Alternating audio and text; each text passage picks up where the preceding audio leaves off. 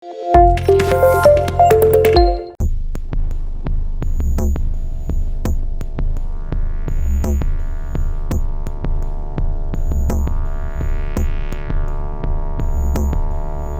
अपमान केला, बाबासाहेबांचा अपमान नाही केला.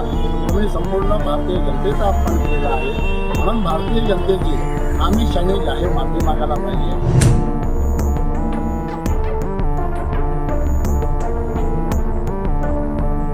हे जे कारस्थान जे बीजेपीचं चाललेलं आहे, या सरकारचं चाललेलं आहे आणि त्याला कटपणे घालण्याचं काम अमित शहा आणि मोदी करत आहेत.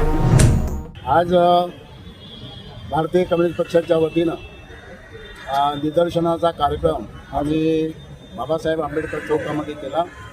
कारण होतं या देशाचे गृहमंत्री अमित शहा साहेबांनी संसदेमध्ये बाबासाहेबांच्या बद्दल जे अभद्र वक्तव्य केलं आणि त्या वक्तव्याचा निषेध म्हणून आम्ही संपूर्ण भारत देशामध्ये वेगवेगळ्या तालुक्यात, वेगवेगळ्या जिल्ह्यात, राज्यामध्ये आम्ही निदर्शनं, धरणे, आंदोलन वगैरे करत आहोत.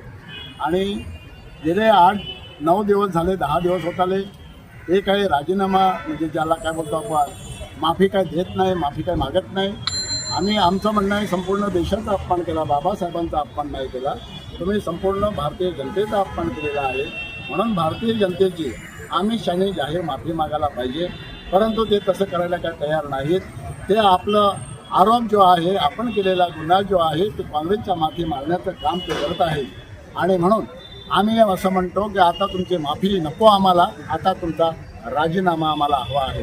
भारत देशाचा बाबासाहेब ही अस्मिता आहे, पूजा आहे, श्रद्धा आहे. आणि बाबासाहेब या देशाचे उद्धारकर्ते आहे, सर्वसामान्य जनतेचे आणि या देशवासियांचे. आणि बाबासाहेबांनी या भारत देशाला जे संविधान दिलं ते जगामध्ये अति उत्कृष्ट संविधान आहे. आणि त्याची या लोकांना ते नको आहे, त्यांना मनुस्मृती हवी आहे. आणि म्हणून या त्या कारणानं संविधानाची मोडतोड करायचं काम ते करतायत. आणि त्याचाच एक भाग म्हणून बाबासाहेबांना एकीकडे नमस्कार करायचा ना दुसऱ्या बाजूला बाबासाहेबांची बदनामी करायची. एका बाजूला संविधान डोक्याला लावायचं ना दुसऱ्या बाजूला संविधानाची मोडतोड करायची. हे जे कारस्थान जे बीजेपीचं चाललेलं आहे, या सरकारचं चाललेलं आहे आणि त्याला कटपणे घालायचं काम अमित शहा आणि मोदी करत आहेत.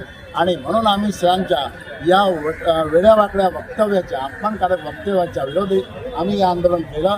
आणि आम्ही संपूर्ण भारत देशाच्या वतीनं राष्ट्रपतींना आम्ही एक निवेदन दिलं आहे आणि त्यांना सांगितलं का अमित शहांचा तुम्ही राजीनामा घ्या. अमित शहानी राजीनामा दिला पाहिजे, तेव्हाच या जनतेला अपमानाची भरपाई झाल्यासारखं वाटेल. आणि म्हणून यांनी अमित शहानी राजीनामा दिला पाहिजे आणि भारत देशाच्या जनतेची माफी मागितली.